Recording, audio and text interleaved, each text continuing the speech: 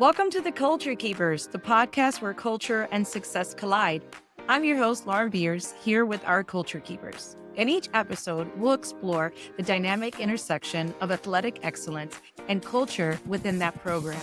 From the court to the locker room, we'll uncover the topics that culture can teach us about leadership, teamwork, resilience, and of course, championships.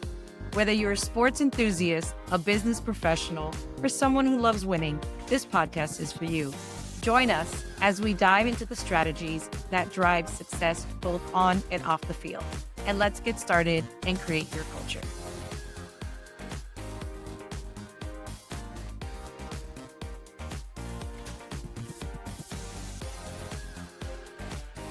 Okay, so the last episode we had was episode 2. Go back and take a listen to it. Also take a look on YouTube. It's how to create culture. A lot of great topics here. But today we're going to handle some tough conversations. And that is how to handle conflict. And so today it's myself, Lauren Beers, your host. We also have Scott Doan and we have Julie Doan Gurinuma. So how are you guys doing? Good. Happy to be here. Love all this stuff. Yeah. Well, conflict is a biggie. We find it everywhere. We find it from our day-to-day interactions with our family, to our team, to our work environment. So today we're going to touch upon the things that maybe create conflict, even though we don't want it. It just happens. Conflict happens naturally.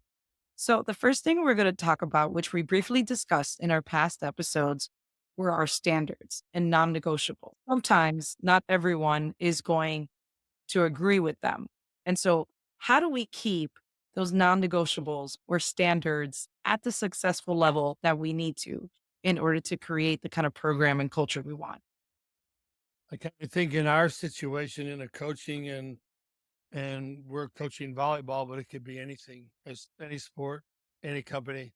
We spend time collaborating amongst coaches to decide what we think is important, and even take time to listen to our athletes, at least to listen to what they say. And then we love it when what we're thinking and they're thinking happen to be in alignment, makes things a lot easier. But sometimes we got to bring to understand why we chose those standards, why we think they're important. And it proves out in time.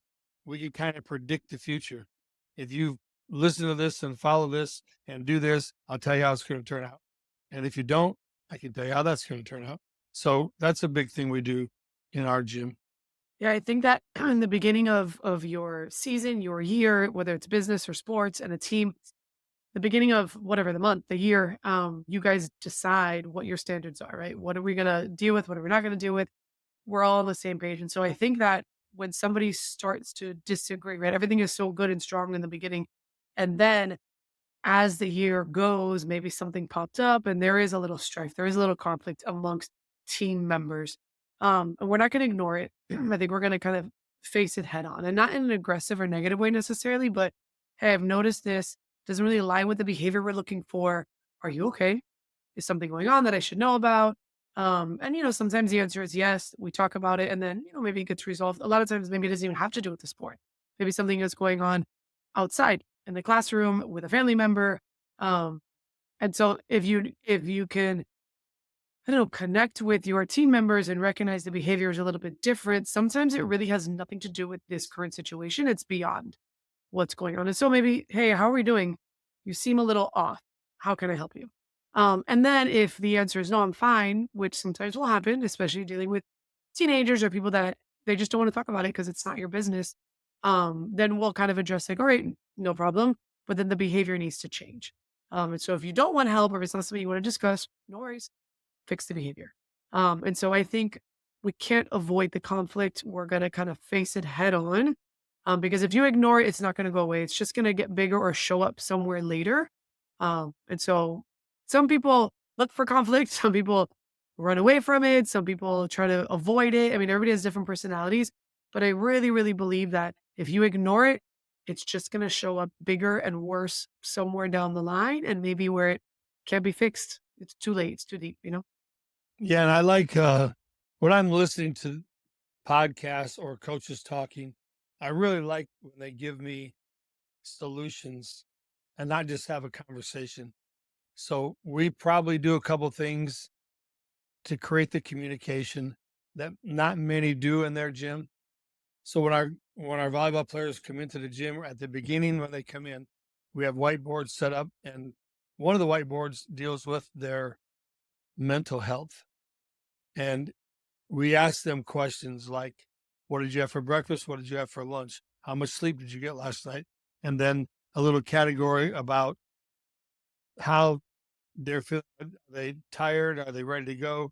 Are they ready for a great practice? Or I'm really down in this zone. I'm going to need some help getting through. So that's on the board, and nobody's asking them anything, but they love doing that. And if we ever forget to put it out there, they're asking, "Where's the board?" We use different color magnets. We use dry erase pens so they can write things down. It's a great communication. They love doing it. We learned it from a coach out in Arkansas, and he does it with his Division I team every day. It's just a great, if we can reach them in that communication, maybe the conflicts are fewer, or at least we have an idea of what's really going on here. Yeah, I think something, maybe it sounds silly, but I know for me, like if I don't eat, I'm cranky, you know? So if the food didn't work out well for your athlete or your team member, I mean, I think that has a big role. I have kids, and when I pick them up from school, if they're cranky right away, my first question is, "Do you want a snack?" Because somehow food kind of like settles us a little bit. So I think that is a big deal. It just sometimes food or lack of makes you cranky. If you eat sugar heavy foods, that's going to affect your behavior. Um, so I think that's part of it when you're dealing with athletes, but also, I mean, think about how many meetings you've gone to in offices and people have food that's just like a mood booster. Like, oh, good, there's a snack. I'm hungry. Let's eat. So I think that helps. And I think discussing it helps. And at least creates, I don't know, a conversation, that icebreaker, right? Oh, I like that. Oh, where'd you get this? But I think that's just, there's a lot more that can happen before you get to a conflict. Learning about behaviors, learning about personalities, building those relationships, connecting with your team members one on one, whether it's high school athletes or adults somewhere. I think there's just a lot of steps that can be avoided or can be taken before there is a big blow up. So I don't know, like, what are we doing before? I guess is kind of my point in this whole dealing with conflict.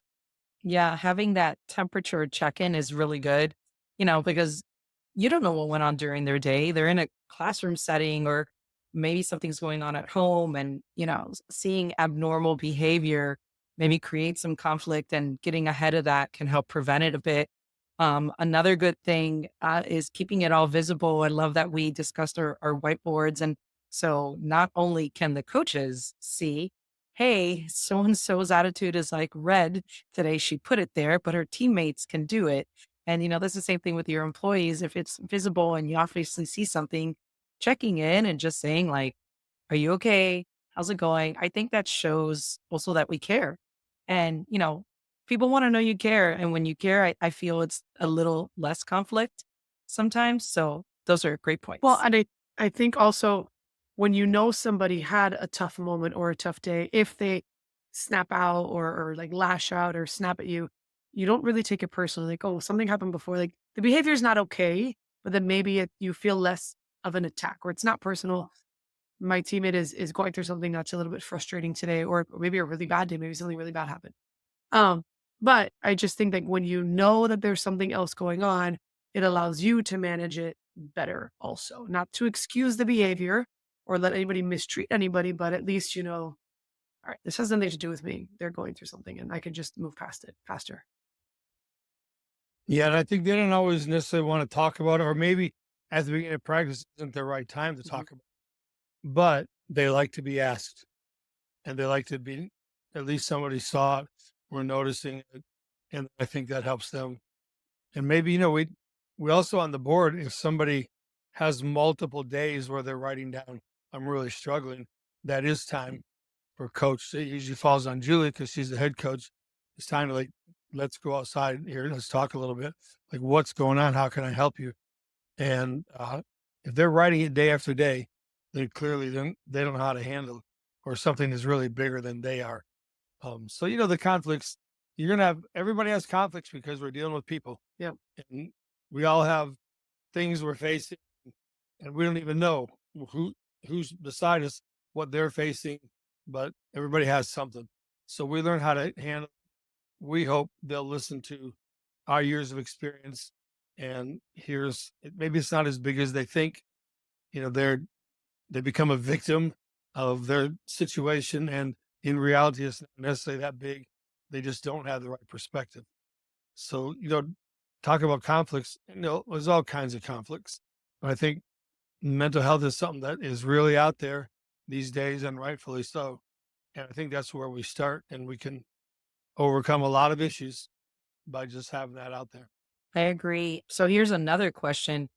When those things happen in practice or everything, how do we handle those situations on a game day or a championship day or something hard? How do we have those conversations like, hey, I know you're having a bad day, but we need you now. Like, how do we help them get through that? Well, we sometimes offer them the opportunity. Like, do you need to step out and you take a minute? That's fine. We'd rather you go outside, take a drink, a snack, collect your thoughts, because right now it's distracting. So we can't get done what we needed to anyway.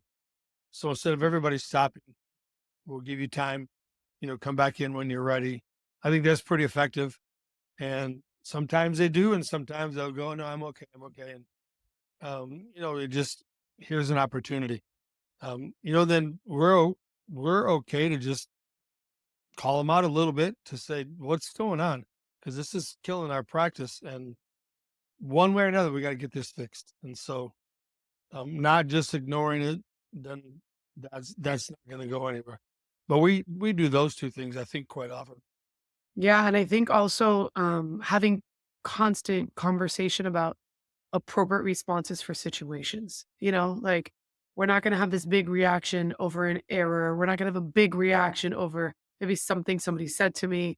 Um, obviously, if there's a deep rooted issue, that's a whole different conversation. But is this an appropriate reaction for the situation? I think we say that a lot. That's your emotional maturity, your emotional IQ. And I think that that's a really big deal. And you'll see even as adults, I mean, sometimes we have this huge reaction and then I'll catch myself and be like, that was ridiculous. Like I did not need to have that big reaction for that situation. And so it's a reminder for us too, for me too.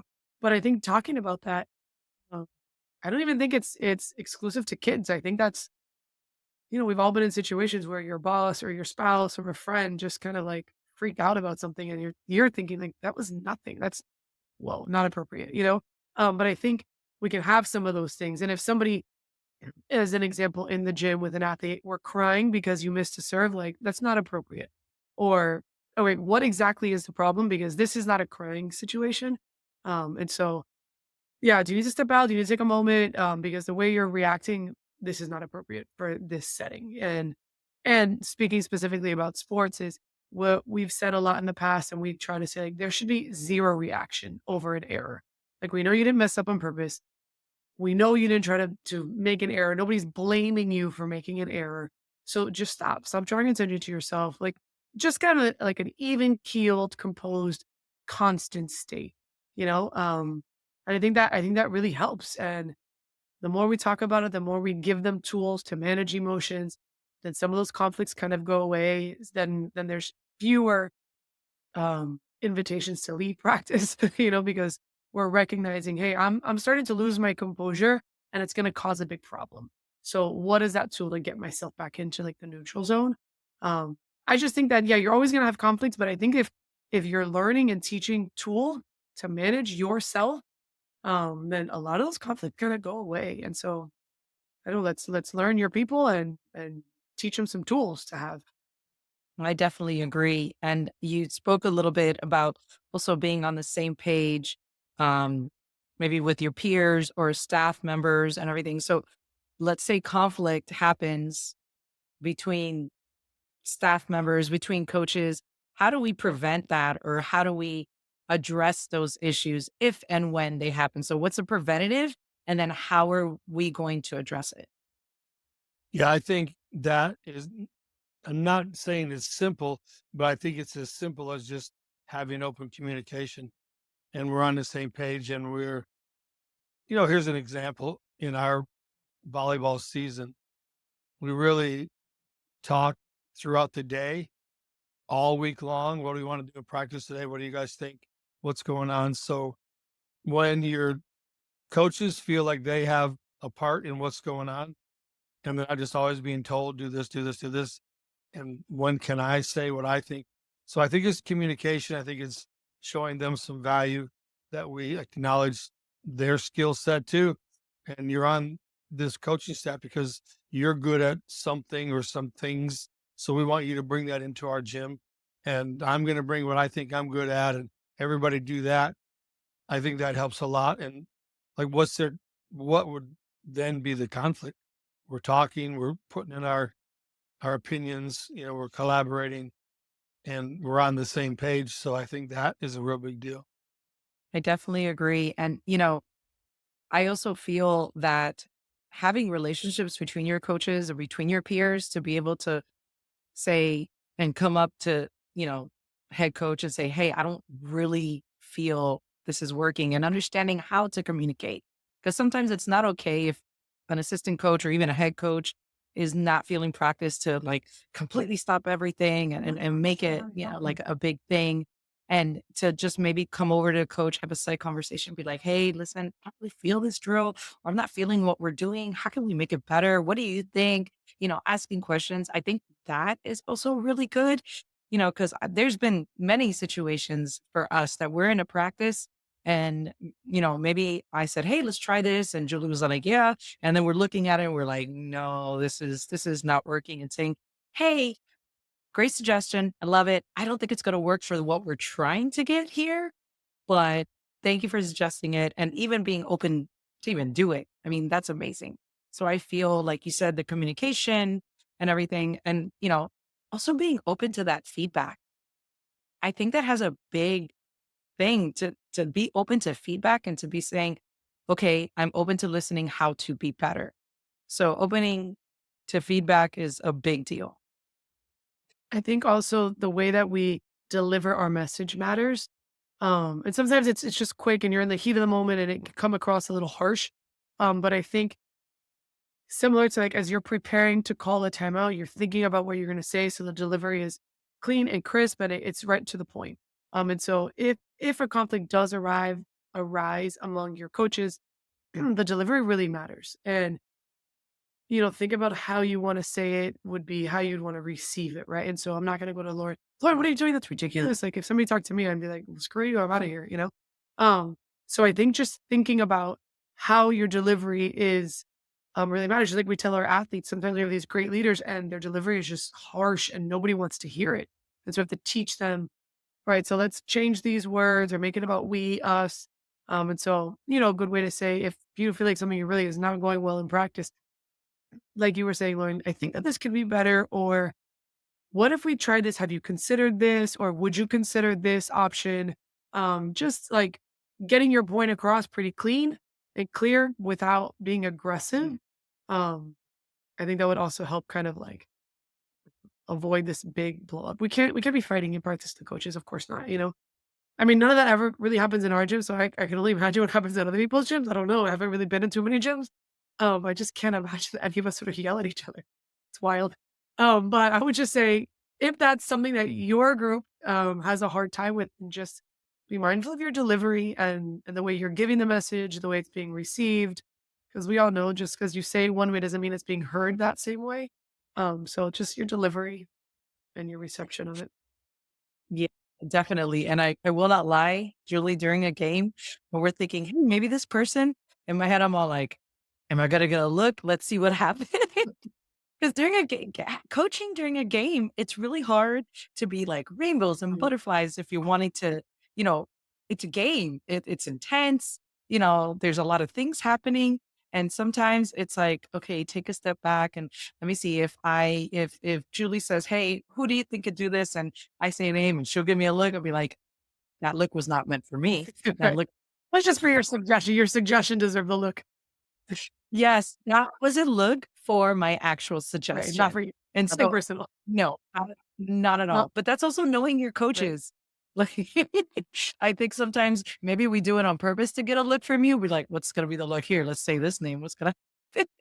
But it's a relationship and understanding how to communicate in those moments. Like, we don't expect you to be like, "Oh, yes, absolutely." Be like, "Absolutely not. We need to do this." Okay, no problem. That's knowing your coaches, knowing who you work with. And so I think that's also another great point. Our good friend Coach Carr, does he even listen? Are you even following us, Coach Carr? Have you heard us yet? Anyways, he coached with us for a long time, and I remember he was um he was on our staff, and we were playing a game, and there's a girl that he really liked with and connected with, and, like, that was one of his go-to girls, and I didn't have that same relationship. I didn't see her as a player the way he saw her as a player. No issues as a person, great kid. I didn't see what he saw, and I didn't we didn't align with our thoughts on her playing a lot or not playing a lot.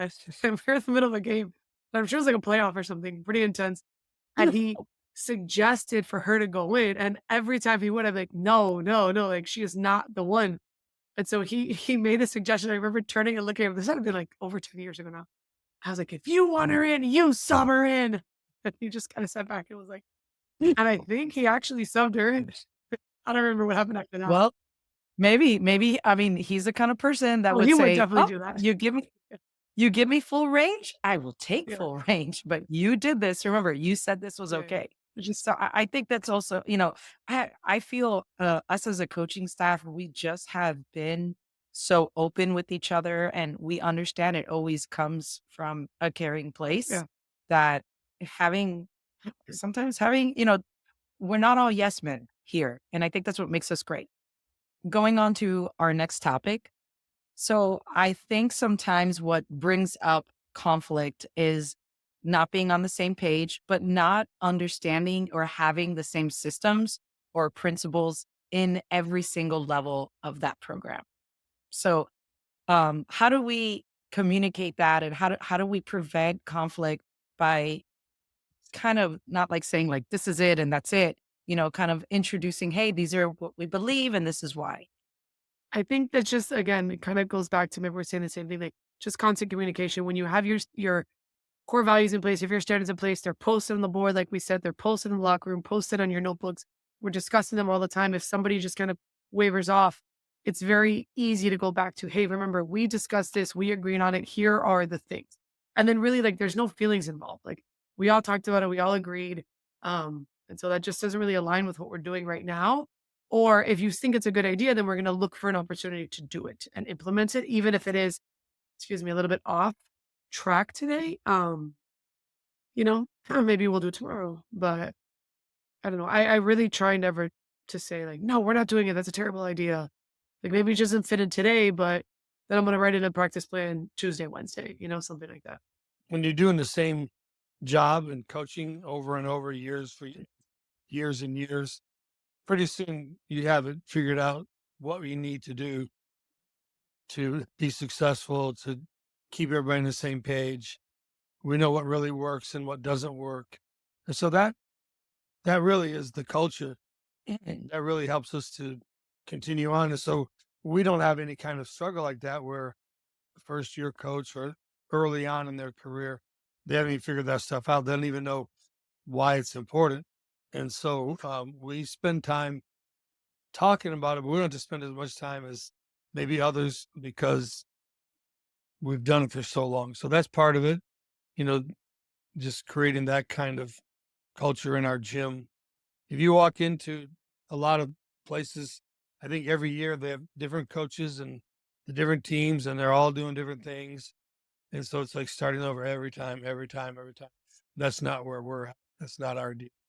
No, I definitely agree. And I think one thing that works in our program so well is that we bring in the middle school coaches, we bring in the JV coaches, and we're like, hey, we're not going to tell you how to coach your team, but we do need you to keep the same principles that we instill in our varsity. And that's one thing I think is really successful.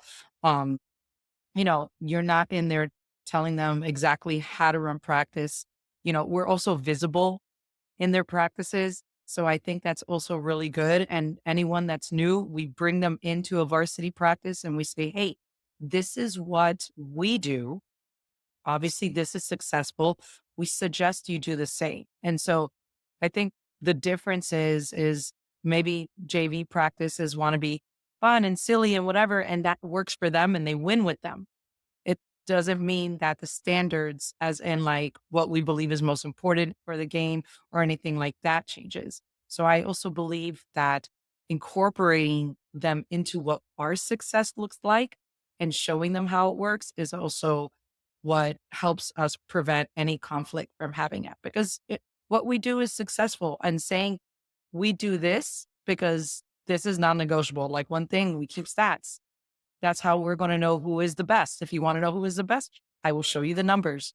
Numbers do not lie. And so those are things that are our standards. So I believe that upholding the principles throughout the entire program helps with a lot of conflict and avoids it. Yeah, and I would say that if anybody from your varsity staff, your upper level staff can go into the sub varsity practice or game or sit on the bench, even if you don't really say anything, um, I think it brings another level of seriousness or professionalism. Just I don't know, because the younger kids, the younger athletes see like, oh, the varsity coach is here. And so it shouldn't be that way, but that's the truth. That's what happens. And then I think also your coaches feel supported. If I ever walk in, I always walk in like, "Hey, how can I help you today? Hey, I'm here for 30 minutes. How can I help? What do you guys need from me?" And a lot of times I'll be like, "No, nothing. I'm fine." And then you observe a little bit, and then I always say like, "Is it okay if I give you some feedback? Here's what I noticed." Or what was your plan with this? I try to always assume that it's really good, as opposed to like, I don't like how this is going. Because if you walk into any gym, you would just do it differently. Not that one is better than the other, but it would be different. And so I always try to go into their court and say, like, hey, what's your plan with this? What is the focus for this drill? What is this going into next? Number one, so they feel supported. And then I always will say, hey, I'm in the other gym. I'm across campus. Call me if you need something. I'm available. Call me, call me. Nobody really ever calls me for anything. But the fact that our sub varsity coaches and teams and players know that we're around, that it is one big unit, and not even like because we're trying to catch somebody doing something wrong, but more like, hey, we're all in this together. And one day you'll be at the higher level. And those girls at a higher level, most of them were where you were. And so, you never know what the future is going to hold, what some athlete's going to turn into, or who your coach is, how they're going to be used somewhere else. And so if you're in it, my advice is just be all in, be completely committed, day in and day out, top to bottom, just all in, what's it going to hurt? But if you don't go all in, then I think that's when the conflicts arise. I think that's when the bickering, if we're not winning, when everybody's winning, then everybody's happy and there's no issue, right? But as soon as somebody starts losing, nobody's ever undefeated. And that's when the bickering arises. But if the varsity staff is around, if the head coaches are around, then it shows to everybody like, hey, we're all in this year that we saw that not going great, but we support it and we're all here to make it better. Um, I know. I just think like everybody working together is a really big deal, like you said. And it's a hard thing to find good coaches. And in our club, in our gym, we don't just accept anybody because they've coached before. They have to understand what we do. So if you look at our coaching staff now, they either have played for us or they've coached with us. Maybe they were an assistant to one of us and they've learned before we turn something over to them. So most gyms are not like that. If you have 5 teams, you have 5 different coaches who have 5 different philosophies and they all do different things. So of course that's going to create conflict. And what they learned on their court, in middle school or when they were on the 13s team, now they're on the 14s, but they're hearing different stuff. Of course, that creates problems. So our standard before we even get a team added to what we're doing is finding those coaches who know what we know and are doing what we're doing, and they're okay with that. If they choose not to, then we choose not to have them coach with us. That's a big deal. So we consequently have very few issues because we're all on the same page.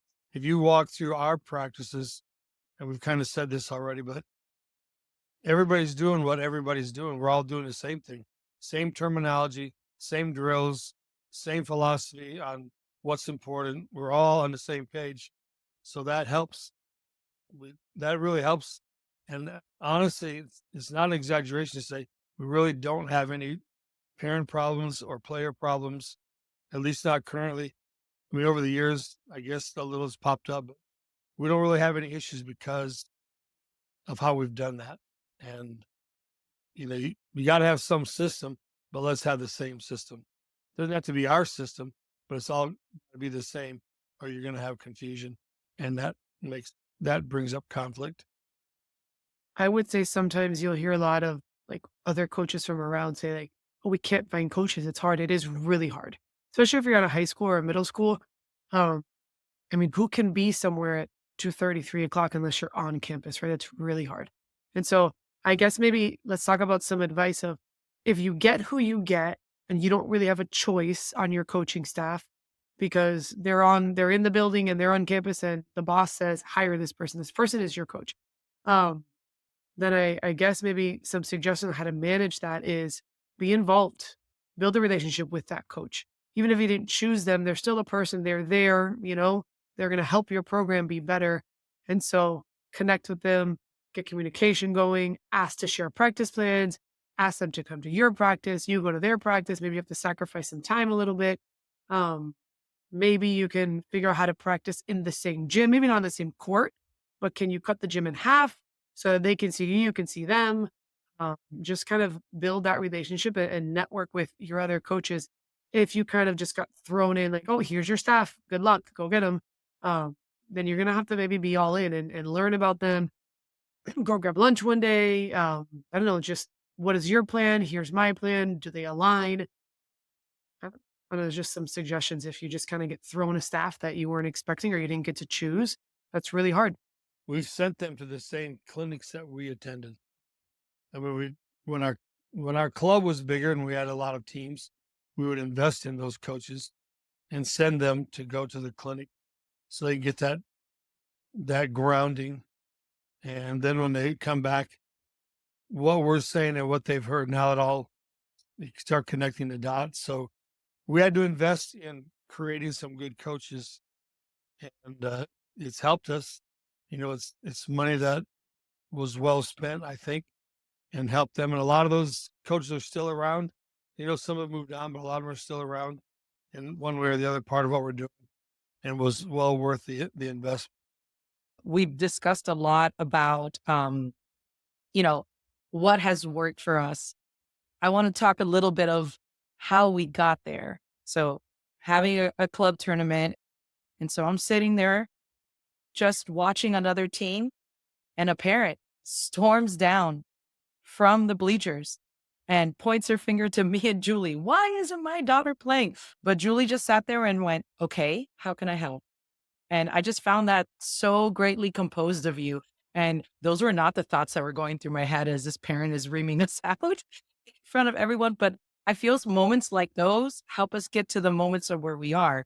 And so when you do have conflict, like let's say we have conflict with a parent or a girl comes to us, we have certain ways that we handle things. And I guess the question I want to ask is, what is the way we handle conflict when it does arise? Do we have conversations immediately? Do we sit on it? Is it an email? Is it face to face? How do we do it?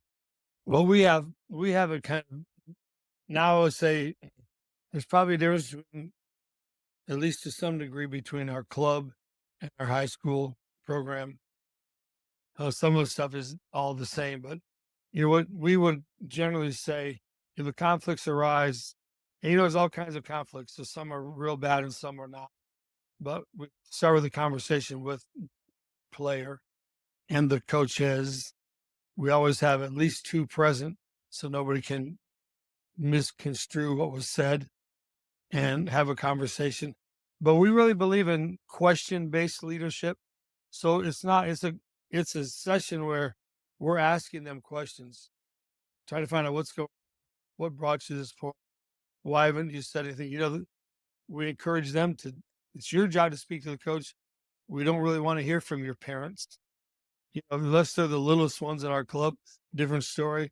And everybody else, you come see us. You know us. We're in the gym all the time. And then, man, I'd say most of the time that kind of ends it. And then if it goes on, then our second meeting would include the parents and the player and the coaches, a director, the club director, and if the team, most of our teams have at least two coaches. So two coaches, a club director, the parents or a parent, and the child. We don't meet if the child's not there because they know the answers to all the problems. Most of the time, it's the parents who don't get it, and they're causing the issue.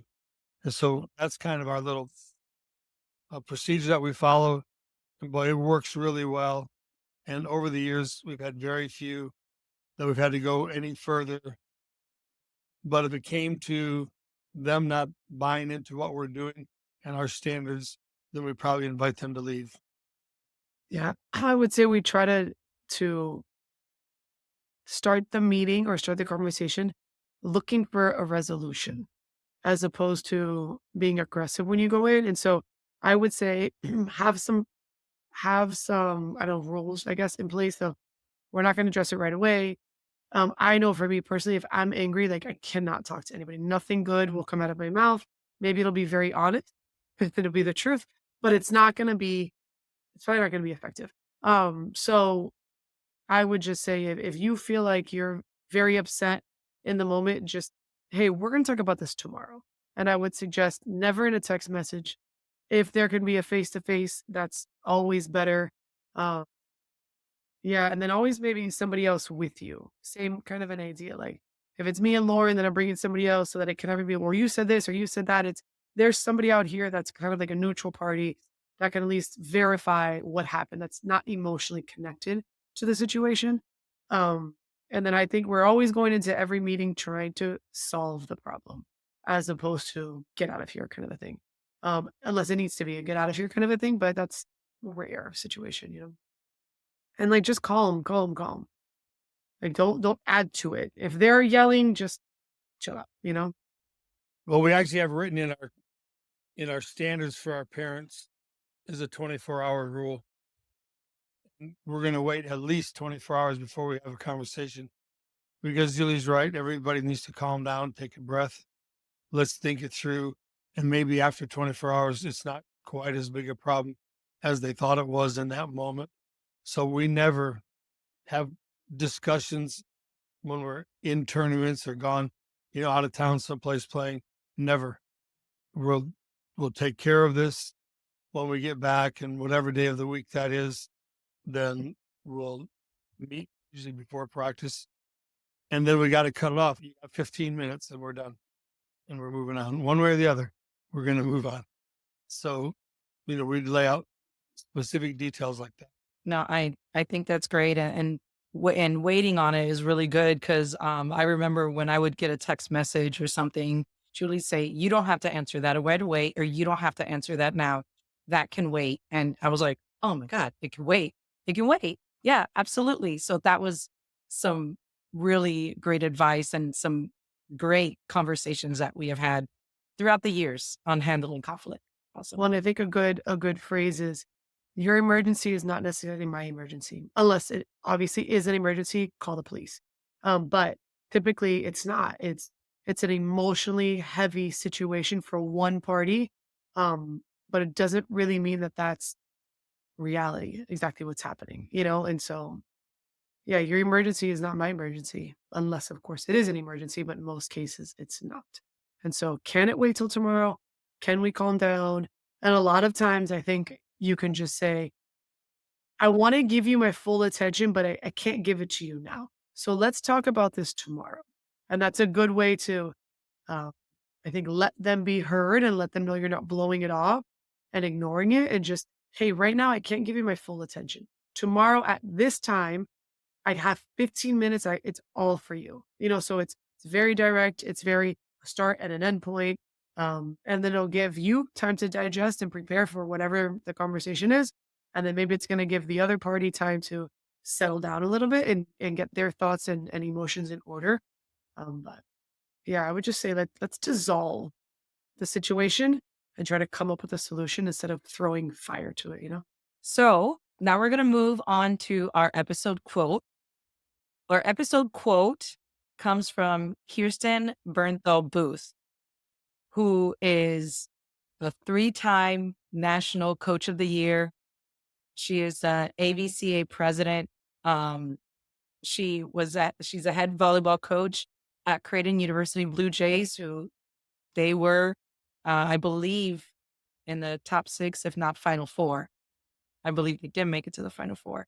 So her quote says, anytime there is an issue with the player, with the team, or if we have a bad practice, so even in the minuscule end, the first thing I look at is myself. What did I not do well to prepare us for this? I believe that when things don't go as planned, the ability to reflect and learn is the essence of growth for all of us. I think that after, for me personally, as the years go, if we have a bad practice or we have a game that we lose, I truthfully, honestly say, right, where's my responsibility in this whole thing? And maybe I was short tempered and so practice wasn't good. Maybe I was hungry, needed a snack and didn't have a snack before practice, right? We talked about that at the beginning of the episode. Um, so my emotions were not calm and under control. Maybe we let something go on for too long. I'm learning that now. Where I coach a young team. I've never coached a young team before. So this is a big adjustment for me. And we finally realized after about a month and a half last night that their ability to stay focused is not 4 minutes like a high school kid. It's 2, 2.5, 3 is like the max. And it seems like not a big deal, but that 1 minute is a huge deal. And so I find myself saying, like, man, I'm so frustrated and annoyed all the time. And they're great kids. I don't even do anything wrong. But I find myself like, okay, I have to fix this because you look at the situation when you step out, they're not doing anything wrong. They're just younger, and so their ability to focus is different. And so, yeah, going back to that, if something isn't going well, I really try to say, I'll even call the girls and be like, okay, maybe I didn't explain it the way that I thought I did. So let's start over. Somebody tell me what we're doing here. And if they can give it back to exactly like you said it, then that's like, okay, well, you're choosing not to do it right, or you guys aren't as focused as you need to be. But if there really is confusion in the way they gave it back to you, then the person that gave the instruction didn't do a good job giving instruction. A couple years ago, we lost in the state championship, and we had one of our mentors at the time watch our game film back. And he said that these girls are out of position. And I said, "Well, yeah, she doesn't get in position." And he's like, "Well, that's on you because if you've allowed that all season, then it's gonna show up at the end of the season in the state championship." And that was like, "Oh, it's on me." And so I made commitments to myself, like, it's never gonna be on me again. And so I'm really gonna do everything I can, every practice, every drill, whatever our standard is, like, can't fall back, or we can't lose because I didn't make sure we're in the right spot. We gave our best effort. We had the right attitude, all those like non-skill things. And so yeah, of course we're gonna mess up along the way, but that's a huge deal for me personally. If we lose, now it's more like, well, they're just better, or we didn't prepare them enough, or somebody lost their mind and we weren't able to calm them down. But yeah, I agree with that quote, and I really try to be that as a leader, check myself first before I say, "Are you messed up?" Maybe I messed up to start it. I think it's an honest thing that your kids need to see. It can be a team, it can be your family. Sometimes we make mistakes, sometimes we mess up. It's nothing wrong with admitting that and say, I didn't explain it real well. I think they appreciate hearing that too. Like, it's not always their fault. Sometimes it's my fault. I made a mistake. I said the wrong thing. I- that kind of stuff really probably comes up, fairly often, not any big major thing, but it's okay to say, I apologize. I overreacted. I said the wrong thing at the wrong time, and let's not do that anymore. That's on me. I think kids really need to hear that from the adults, and then they don't try to deflect blame of everything else. That was her ball. I was where I was supposed to be. At that point, is let's just get it fixed, and not spend an hour figuring out who's at fault here. Let's just fix it. So I think it's a good thing. I agree. I'm really big on seeing something and saying that's happening because I'm allowing it in practice. And so I always think about that in the practice and in any situation, to be honest. If this is happening in my life or this is happening in a scenario, where am I allowing this to be, or, it's kind of on me. And so I 100% believe that coaches and leaders need to look inward. If things are not going your way, what are you allowing, or what's going on that you are not following your standards, or somewhere, you've lost the path. And so I 100% believe that looking inward is really beneficial to setting a goal with the team or with any kind of job, or even like your life. So moving on to our current events. So conflict. For those of you who do not know, we are located in Miami, Florida, and Miami, Florida is home of the Miami Heat. And the Miami Heat just indefinitely suspended Jimmy Butler. So big conflict there. How do you guys feel about all those things leading up to his suspension, and how did that play out? Well, there's so much to it that we don't know, that even if you read it, social media someplace every day, it's a different story. And you don't know what to believe. I think the consensus in Miami is they were just happy to see him go. Unfortunate, because he did a lot of really good. He accomplished a lot. He helped them get to the NBA championship a couple times. But when he got to the point where he didn't really want to be here, then it was time to let him go. But even Eric Spoelstra, when they interviewed him after he was traded, he said, I don't really understand. I don't have to know it all. All I know is it became a problem that we had to solve for our team.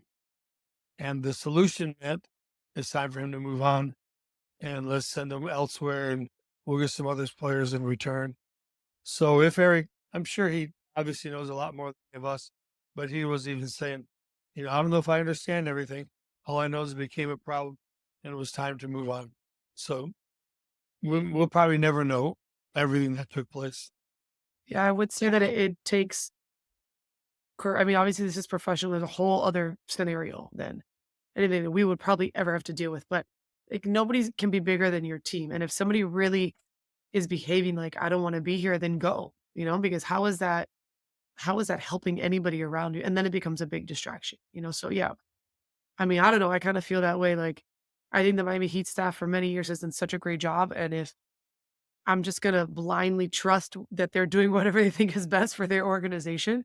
And if you don't want to be here, then go. I mean, we'll get somebody that people would love to be in Miami playing for the Miami Heat. And so get somebody that really wants to be here, and see ya, Jimmy Butler. I mean, thank you for all of your years with the Heat, but whatever, find somebody else. Yeah, good stuff. So think that's pretty much it. Thank you for tuning in to The Culture Keepers, where we've explored the fascinating intersection of sports, culture, and excellence. I hope you found today's episode insightful and inspiring. Remember, the lessons we learned from the field can be just as valuable in the boardroom.